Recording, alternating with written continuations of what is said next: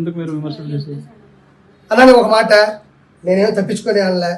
నాకు ఆ రోజు తప్పు అనిపించింది, నేను ఖండించా. 100% అది తప్పు అన్నా. నేను ఆ మాట మీద నేను బతికినంత కాలం నిలబడ్డాను. దానివల్ల ఇప్పుడు మీరు ఎఫెక్ట్ అవుతున్నారు కదా. ఒక విషయం చెప్తాయండి, దాడి జరిగితే నా మొహం మీద ఒక దెబ్బ అన్నా కొడతాను. దెబ్బలే ఉన్నాను చూసుకుంటే. అంటే మీరు చేపల పులుసు దాని మీద దాడి చేసిన వాడు చెప్తే గుర్తుపెట్టుకోండి, అది జరిగినా నేను దాన్ని ఎలా రికవరీ చేయాలో తెలుసు. నేను ప్రెస్ మీట్ పెట్టుకొని మాట్లాడతాను తెలుసు. చేసిన తప్పు నిలదీయగలను.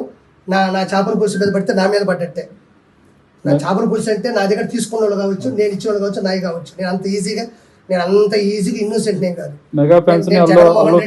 జగన్మోహన్ రెడ్డిని నేను ఎలక్షన్స్ ముందే ప్రశ్నించినోండి. నేను ఎవరైనా నా దాని మీద దాడి జరిగితే నేను ఎక్కువ పెడతాను. ఇప్పుడు విజయవాడలో నేను పెడతాను. ఎవరిని ఆపని చెప్పి చూద్దాం. విజయవాడలో నాకు తెలిసిన ఒక ఫ్రాంచైజీ ఓనర్ తీసుకున్నాడు. నేను కూడా అందులో భాగంగా ఈరోజు విజయవాడలో పెడుతున్నా, కొత్త రాజధానిలో పెడుతున్నా.